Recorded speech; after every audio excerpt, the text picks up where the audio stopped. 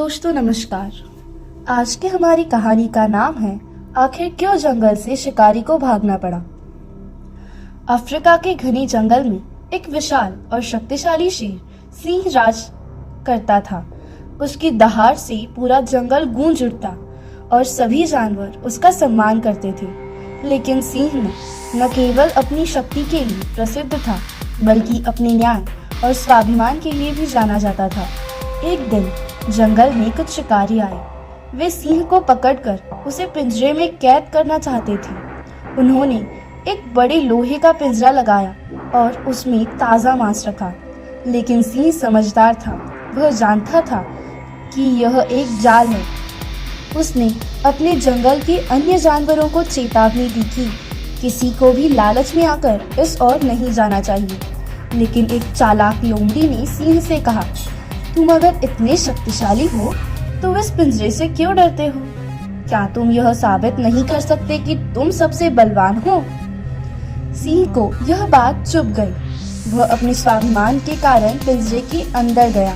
जैसे ही उसने मांस खाया, शिकारी तुरंत पिंजरे का दरवाजा बंद कर गए और उसे जंगल से दूर ले जाने लगे।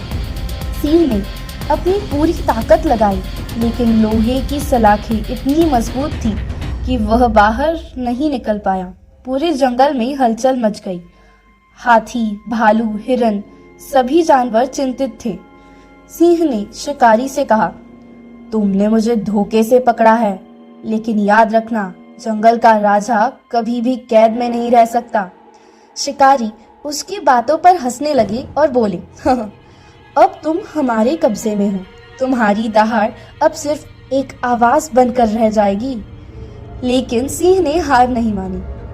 उसने अपनी पूरी ताकत से लोहे की सलाखों को धक्का दिया, पंजों से वार किया और पूरी ताकत से दहाड़ लगाई। उसकी दहाड़ इतनी भयंकर थी कि जंगल के अन्य शेरों को खबर लग गई। जल्द ही जंगल के सभी शेर इकट्ठा हुए और शिकारी के ठिकाने पर हमला कर दिया। एक विशाल लड़ाई हुई जिसमें शिकारी डर कर भाग गए।